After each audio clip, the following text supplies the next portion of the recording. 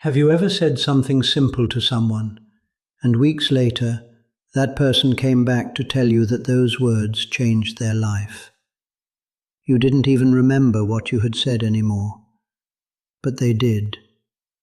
They held on to it as if they had been thrown a lifeline in the middle of the ocean. If this has ever happened to you, you need to hear what I'm going to tell you today, because it wasn't a coincidence. It wasn't luck. It wasn't charm. It was authority. And that authority was placed in your mouth by a force that is not human. Stay until the end of this video, because what I'm going to reveal here will completely change the way you view every word that comes out of you. And if you aren't subscribed to this channel yet, do it now, because the content we produce here is exactly for people like you. People who have already realized that life has a layer that goes far beyond what the eyes can see. Let's get straight to the point. There is a silent pressure that many people over the age of 35 begin to feel and don't know how to name. It's a feeling that the words you speak carry a different weight than the words of others. That when you speak, something changes in the room, sometimes for the better. Other times, you notice that people become uncomfortable with your presence, with your frankness, with your way of seeing things. You try to keep quiet. You try to fit in. You try to speak less so as not to create friction. And even then, the discomfort persists. Do you know why? Because the problem was never what you said. The problem is what you carry. And what you carry, no amount of silence can completely hide. This is the symptom. Attention, you need to prepare now. I put together an exclusive resource for those who feel set apart for something greater, but live surrounded by noise, distractions, and mental overload. This is a 30-day journey that will transform your life, a guided path to armor your mind and prepare for what's coming, with daily practices of focus, boundaries, and discipline. Stop negotiating with the noise. Learn to spot distractions before they control you and strengthen your mind. Also available in an immersive audio version. Over 10,000 readers have already transformed their lives through the 30-day journey. Thousands of people have already started this transformation. People like you, who were tired of living in the fog, ordinary people who decided to stop accepting mental chaos. Take advantage of this limited time offer only this month. Access your link just below in the pinned comment. And I want you to recognize this symptom today before we go deeper, because recognition is the first step toward understanding what is truly happening to you.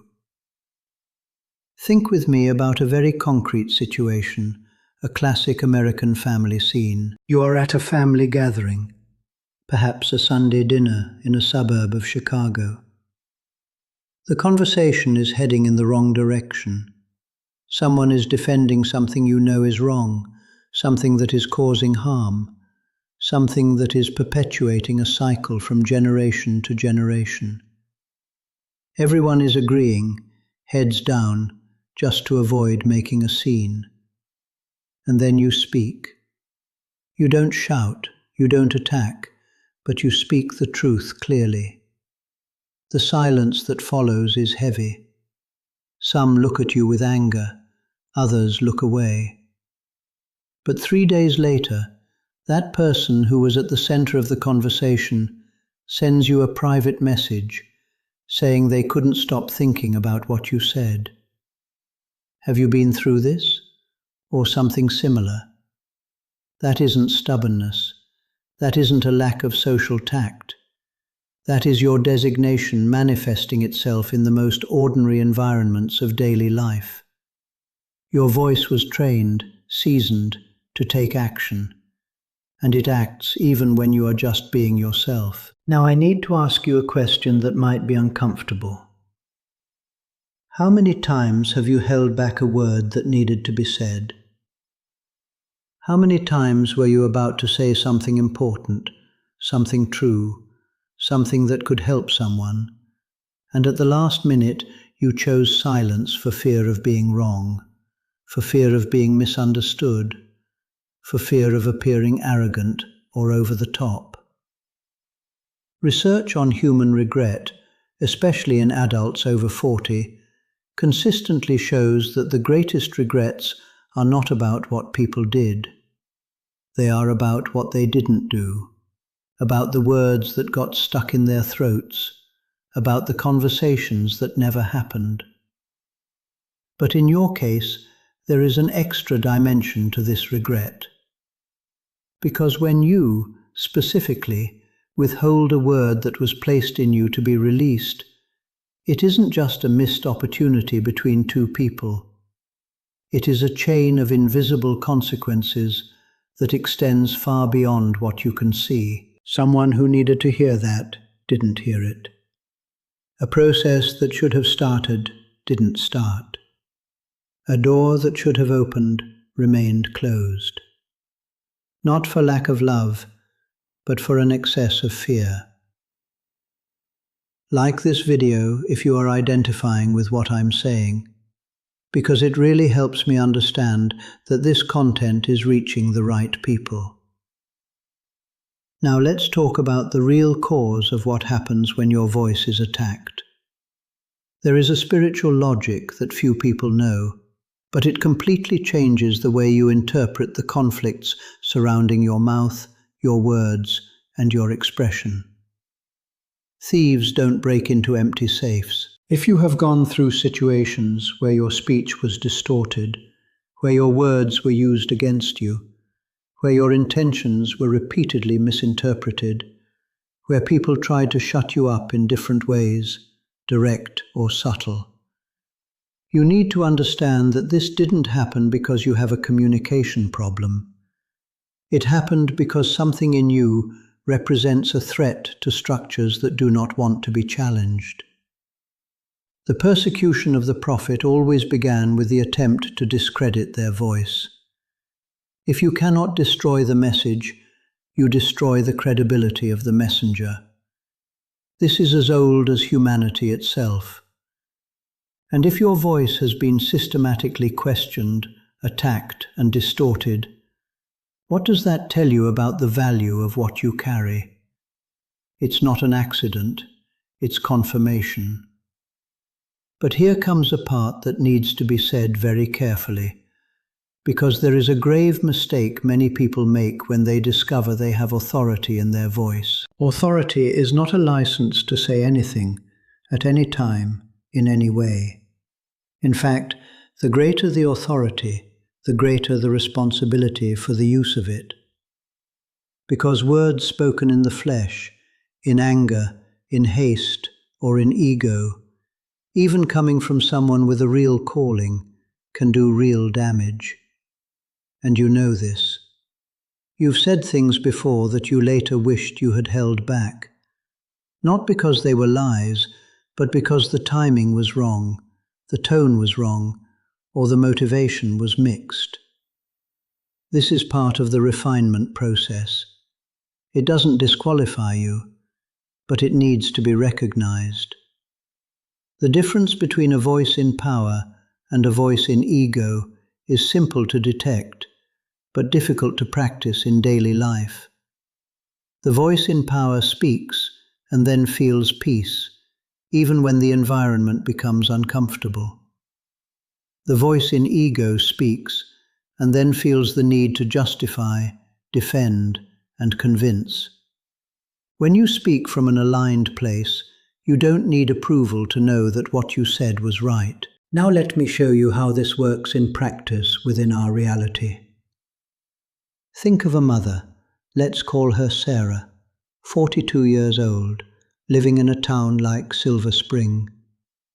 She's working, raising kids, taking care of everything, and she looks at her oldest son, Jason, and realizes he is on the wrong path. It's not a crime, it's not something obvious to everyone else, but she feels it. She feels it with that precision that comes from within, Not from data, not from cold logic, but from a perception that goes beyond. She has two choices. She can swallow it to avoid conflict, to not seem like she's meddling, to not push her son away. Or she can speak, with love, at the right moment, from a place of genuine care, not control.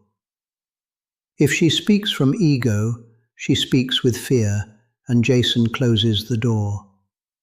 If she speaks from power, she speaks with love, and Jason might resist now, but that seed will germinate.